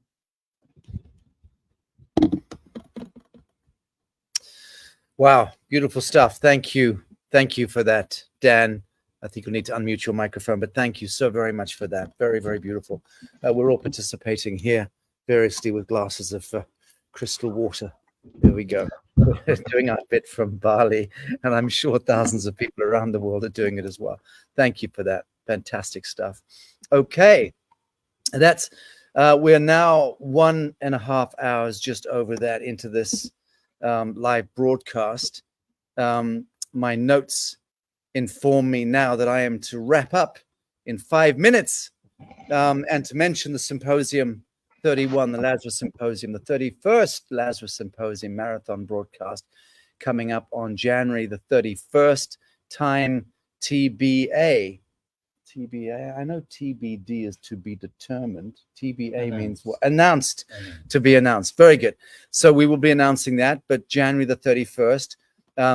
Christy, I'm looking at you in the green room. Are you sure I'm not on an airplane that day? I'm pretty sure I'm. No? Am I good? No? I generally thought I was flying to Rome on that day. Okay, well, very good. 31st of January it is. Looking forward to that. The segments that we're going to be doing for the upcoming Lazarus Symposium does dovetail into this lineup here. My blessed friends Dan Willis and Jane Evershed, because we're doing our next, oh Christ, my screen just went off.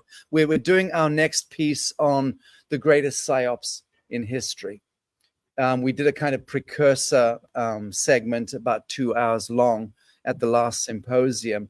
We were setting the stage for what we're about to do, which is to do a grand sweep over the next 3 months.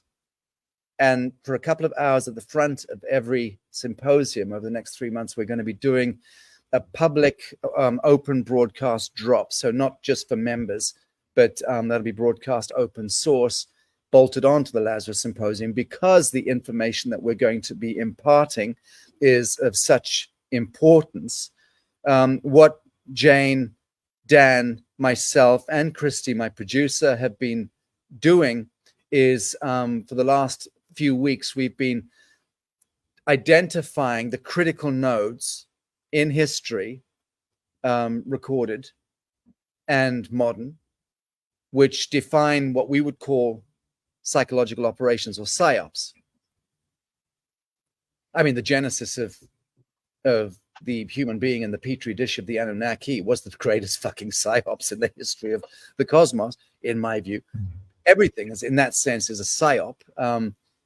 You know, what defines reality, the birth and death of Jesus, the master, how that was co-opted in the Council of Nicaea in 325 AD into, and the murder of the Cathars, the invocation of the story of Jesus into a death cult, totemism of a man being nailed on the fucking cross with blood coming out of.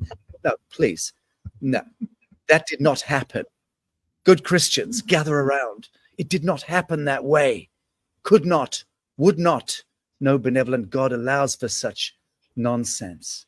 And yet that satanic totemism that was then strapped on to the memory of the Master Nazareth became the new informed metric. The Roman Catholic Church predicated on death cult of and the massacre of the Cathars, marching on to become, through Doomsday 1066, to become the Roman Catholic Church. We understand it, the opening of the 9 gates of hell, starting with the day that Hernan Cortés landed on the coast of Mexico and planted the fucking papal flag, casting dominion over the redskin people of the Americas. At the same time, the Dutch Portuguese, Spanish, Belgian, French, and English principally. Crowns of Europe were sending out their galleons and their soldiery, landing on the shores of the New World, all around the surface of the earth. You see how I choose my words carefully. I'm not going to flat or round people, so don't start. But those crowns of Europe went forth and conquested the black skin, brown skin, red skin, yellow skin peoples of the world, subjugated them, massacred them, raped, marauded them, stole the gold, stole the land, implemented government. Okay?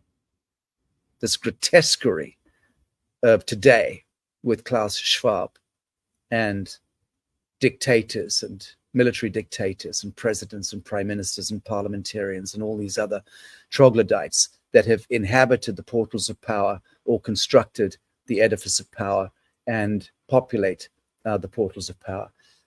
All of that technocracy, which is an extension of the Roman Catholic Church, essentially became government.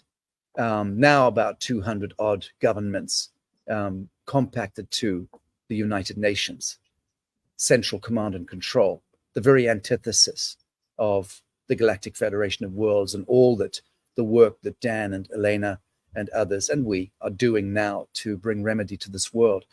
But just consider the obscenity of what led us to this point. The message from Elena Danaan, very profound, and she mentions that if we are convinced of something, it becomes reality. Okay, that was also what Dan was doing in inviting us to sip from crystal water, because the water molecule is the hyperdimensional conduit, baby. Mm-hmm. It's in your body. You know, we are water. This is the watery plane. This is the watery planet.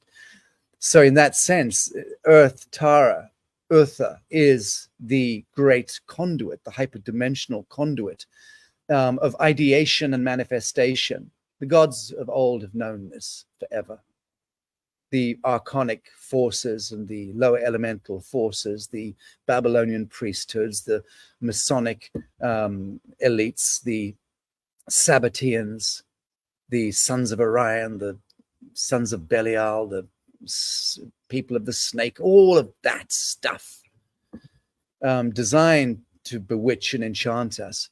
All of that stuff speaks to the fact that it has been known to all intelligences over the eons of time that what human beings believe or become convinced of is what manifests in the field. So we've been the utility of those gods, those angry, jealous gods, the Yahweh, the Jehovah, the Anunnaki, the Draco reptilian overlords, so on and so forth. And it goes on a great way beyond just that. Those are the more recent iterations of the inversion of the Alpha Omega as overlords, masters of fate and of humanity and of this earth plane. But that's the whole point. We can now just dispense with all of it, and reclaim in entirety the Alpha and the Omega, and assume the Christed mantle, as I choose to put it, and in a sense also, as we do so, we release those so-called trauma imprints and the psycho-civilizational, psychocultural PTSD that we're all variously suffering from, which inhibit our superluminal genius and reduce us into little squabbling human beings and fighting amongst ourselves and indeed within ourselves. You know, how many of us go to bed at night at war with ourselves, and we don't even need another object in front of us to go to war. We have this amazing predilection, apparently, to just be at odds with isness. Until now, that is. And in any event, that has been the importance of this broadcast and of this very noble panel. I'm going to invite my let me just finish saying what I was going to, which is that the symposium upcoming on the 31st is the first 2 hours is really going to be another great show with Dan and Jane And we're going to be, I think, bringing in one, maybe two guests. Incidentally, guys, I have a remarkable guest on the island who I'm going to be bringing into the studio for this.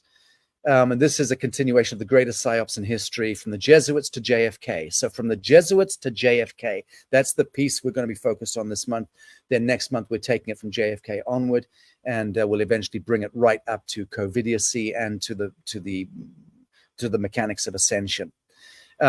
Also, Dr. Asen Bonjev, the former politician from Bulgaria, who's now a heavyweight academic and the leading authority in academia in, wait for it, Hyperborea, of all things.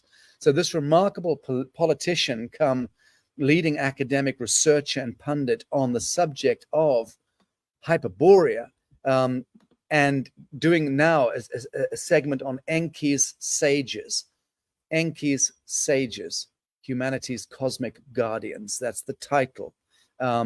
And then the next segment is a Q&A with friends in Bali. I'm here in Bali at the New Earth Haven, actually at my villa next to the New Earth Haven. But we're going to be doing it here in my home. We'll have a live audience. We'll be doing a kind of immersive, fun quantum Q&A thing that'll be broadcast as part of the Lazarus Symposium. Updates on the New Earth Pharmacy, very exciting updates. And wait for it, Dr. Brooks Agnew, the remarkable scientist who is the man who will be leading the expedition to Hollow Earth. And those of you who know the works of Dr. Brooks Agnew, this remarkable scientist, even Dan Winter takes his hat off and bends a bit of a knee in the direction of Brooks Agnew. He's a much revered scientific genius, such an incredible human being. I've been so blessed to spend time with him in the United Kingdom when he was last there. He visited me. But we've done a number of broadcasts over many years together. He's joining us on this Lazarus Symposium with Eric Heckler, from Antarctica, the guy who was, in a sense, a chief whistleblower coming from inside the deep state of the Antarctica realms. And Eric Heckler, remarkable guy. We're going to be speaking JFK as well, and Hollow Earth. We'll discuss Operation High Jump, Admiral Byrd's mission to Antarctica, because I've got the grandson of Byrd, or the great-grandson, here with me in Bali. He's going to be joining me, and he's going to take the floor, and he's going to talk about Opie, I think he calls his grandfather. Yeah, who was the right hand to Byrd. It's directly connected. Sorry, it's not direct lineage of Byrd. It was the adjutant of the right hand. In any event, familial recollections and stories and anecdotes connected directly to Operation High Jump from the great grandson of one of the progenitors of that incredible mission, which, had Admiral Byrd managed to do, I believe, what he wanted to do, which was to take the biggest flotilla of US hardware to Antarctica at the end of the Second World War, 1946, because they knew that the Nazis, or many of the high command, were involved with extraterrestrials at that time and had fled Germany in submarines and ships and had gone to Antarctica. And that all sorts of alien technology and what have you was being sequestered there. Admiral Byrd was chosen to lead the biggest flotilla of military hardware in history from the United States in 1946 to go and after the Nazis and to go to Antarctica and find out what they needed to find out. They took, I believe, hundreds of planes and soldiers and what have you, just a complete flotilla. And what they saw there was the Great Reckoning. UFOs coming out of Antarctica, kilometers high ice walls, all sorts of extraordinary engagements happened. Many men lost their lives. Many planes were shot down by the UFOs, and the flotilla limped back to the United States with a great telling. That information was kept hidden. For obvious reasons, we understand now how Eisenhower and that era, even pre-Eisenhower, that era were holding on to information and not wanting it to be released into the public domain. So here we are, 3/4 of a century later, for fuck's sake.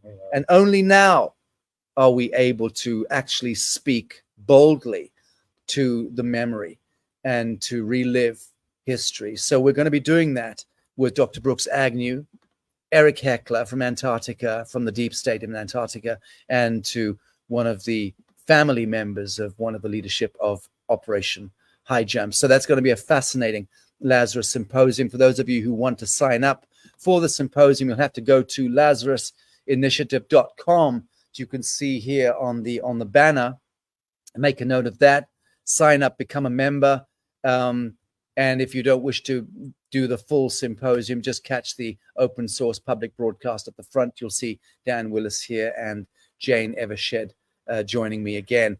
Friends, in summary, in closing, last thoughts and reflections, Dan. Well, I can sum it as saying that one of the last messages from my off-planet friend on Mars said, much joy to come. Yes. That'll do. That'll do. Much joy to come. Good words. Thank you for that, Jane. There she goes again without her microphone on. I don't know. I don't know. I don't know where it's. Oh, there it is. Darling, you've done it again. You've muted again. Sorry, I'm not such a big pro here, Sacha. Unacceptable, young lady. Unacceptable, but do go on. Well, I like what everybody said tonight. Everything was superb and stellar. I was watching the chat. Everybody loved it. I mean, we put out a lot of love in the world tonight. And Elena's, her last word on her video was love. And I agree with that. Why not? Beautiful. Beautiful. Thank you, Jane.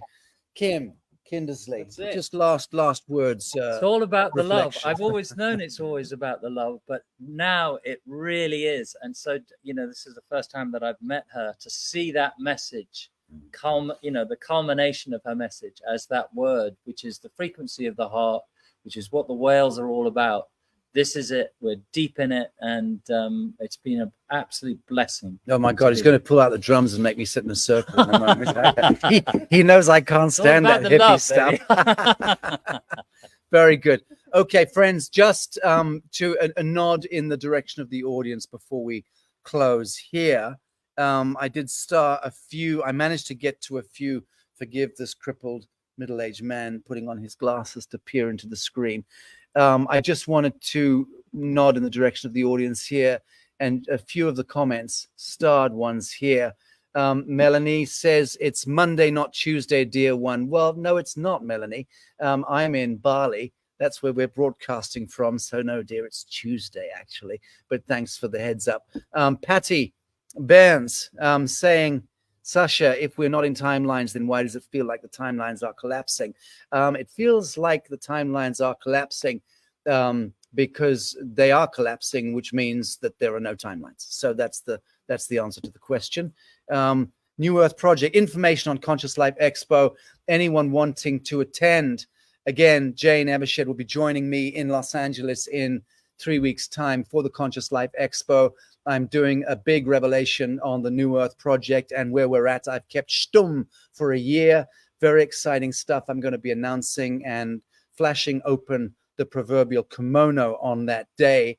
And then on the last day of the expo, I'm moderating a panel with Jane Evershed, Renette Senham, and Bishop Larry Gators.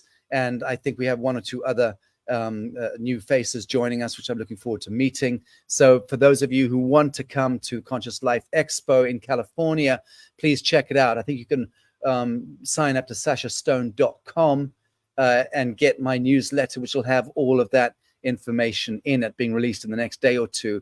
So if you want to sign up at www.sachastone.com. Sophia Lagonicus says, hi, Kim. Hi. And she's a hottie. Hi.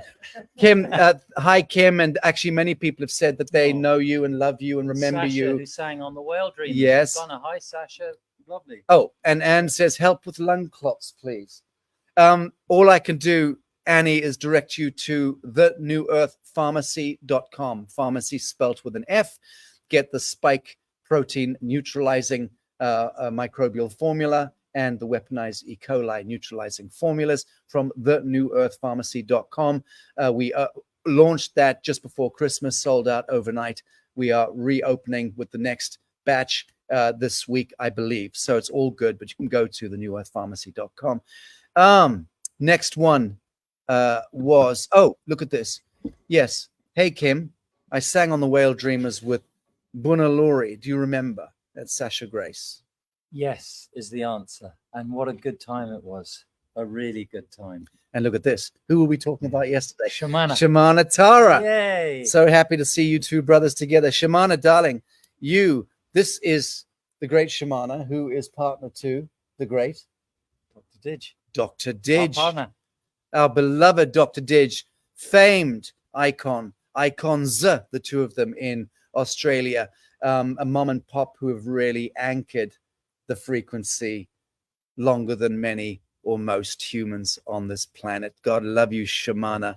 God love you. We met with the humpback whales in Harvey Bay all those years ago. Is that right? We were Credo Visamazulu Mutwa was doing ceremony. Credo Mutwa, the Yeah. great Sangoma of the Zulu nation, who David Icke, my beloved friend, brought to the attention of the world 25 odd years ago. Credo Mutwa became the great Sangoma of the Zulu nation after having passed the test. To become a Sangoma of the Zulu nation in sub-Saharan Africa, you are required to be buried alive for 3 days and eat a piece of a zeta reticulum alien gray. Chew the flesh, not a joke. And if you survive the trip, the unbelievable psychedelic experience in that underground cave for 3 days and nights, if you can survive that, you are made a Sangoma. And that happened to beloved Credo Mutwa. He survived. There were 3 young priests or shaman that were put into that particular initiation back in the 1950s, I think it was. And one of them died in the hole. The other one, I think, went mad. And Credo Mutwa survived the experience of eating the flesh of a zeta reticulum gray whilst being entombed for 3 days. And he did the death and rebirth, came out, and assumed the mantle of the leopard skin mantle of the Sangoma, and became a great oracle and seer and vizier of the Zulu nation, very, very great nation of peoples, and went on to then begin to tell the world about the Chitauri, about the reptilians that are the overlords of humanity. So for decades, of course, castigated and vilified as being some African storyteller with weird sticks and bones and things around his neck, but actually just one of the great wisdom keepers of the First Nation peoples. God love him. David Icke brought him to the attention of the world. I don't know why I'm whittling off on this subject. I just think it's always good to honor these amazing elders and wisdom keepers. Always bring their memory back. Yes. I've been doing it for a quarter of a century. I'm not going to stop now. Okay, signing off. We've got also Libby here, Taylor, Siva, tired of being abducted against my will, free at last. That's exactly right, Libby. God love you. God love you. And millions and millions and millions like you all around the world. The abductions have ceased. That is correct. The genetic mutilations and modifications have ceased. They are no more. And that is a true reason to celebrate. And that was what Jose Arguelles, when he was sat here on this sofa in my living room many, many, many years ago, when I asked him the question, why did you trigger the harmonic convergence in 1987 with the wand? What were you doing? What was that clarion call to all of the shaman and medicine men all around the world who stood up with you on that day, connected through the morphogenetic grid? How did you guys know? How did you people know in Papua New Guinea, in the Kalahari Desert, in the wilderness of Alaska? How did all the shaman know that you were calling them with the wand on that day and triggering the harmonic convergence? And he said, in his dour-faced sagacity, he said to me, it's very simple. That day, that dateline was the call to my brothers and sisters that we all stand upon our feet and salute the sky and let our space brothers and sisters know that the time has come. We are taking it from here, that the Adamites, the angelic humans, are now able to get to our own feet, and albeit stagger around for a while, we're taking it from here. So that was the beginning, Libby, of the end of the or the beginning of the onset of the end of abductions and all that, which just ended now, as Elena Danaan explained to us in her beautiful message. So it's all good, friends. When those sons of bitches running the Silicon Valley and the mainstream media and the portals of academia and all those fetid midnight Masonic lodges and secret societies and enclaves within Switzerland and within the crowns of Europe and Washington District of Columbia and the Vatican, when they continue in the coming days, my beloved friends, to put images on the screen of life, of death, cult, of war, disease, poverty and distress, desecration, defilement, please don't believe them. Please do not become convinced, as Elena said, of these things, because it is your being convinced that actuates your plasma toward the ideation and manifestation of those outcomes. Do you understand the importance of this message, of this day? It is that you and I are now the progenitors of the manifest outcome. You and I are the progenitors now of the true ascension event, which, let me just lean in and give you a secret here, is actually a descension event. We are here to anchor the kingdom of heaven to this earth plane. All right? Not the other way around. All right, beloved friends, I'm going to be after the Conscious Life Expo in 12th, 10th, 11th, 12th of February. I'm going to be the following weekend in Sedona, and I have to momentarily mention this. Robert Dakota, my brother, is producing an event. I'm doing a 3-day immersive retreat with the Hopi elders. So we're going to be doing some remarkable revelations in Sedona. You see, so typical of me. Here we go. Hopi elder Malava and his associate Ron Riga presenting compelling and fascinating evidence of hundreds of years of interaction between the Star people and the Pueblo people. So that's Hopi elders joining me on Saturday evening. I think that's the 16th or 17th or 18th. It's that weekend. It's those 3 days. And I'll be with the Hopi and with some other remarkable people for 3 days in the desert. And we're going to be doing some extraordinary stuff. It's a retreat. It's a small retreat. But if you want to get on board with it and come to it and attend it, it's going to be seminal. That much I can tell you. Please, again, sign up to sachastone.com and we'll get the information to you within the next couple of days. Friends, I'm going to love you and leave you, and thank you all for joining us. Christy, thank you, my beloved producer, for at the very last minute, because we decided, Dan, Jane, and I, to do this at the very, very last minute a couple of days ago. So we've just thrown this broadcast together as a gift. Going to bid you adieu. Dan, thank you. Jane, thank you. Kim, thank you for joining us. And we're signing out, friends, Thank with you, all the Kim. love that we can. All the love we Lovely can. to see you guys. All right. And Christy, bugger it, I'm bringing my producer in as well. Thanks, friends, for joining us. Much love. Spread the word and share this link.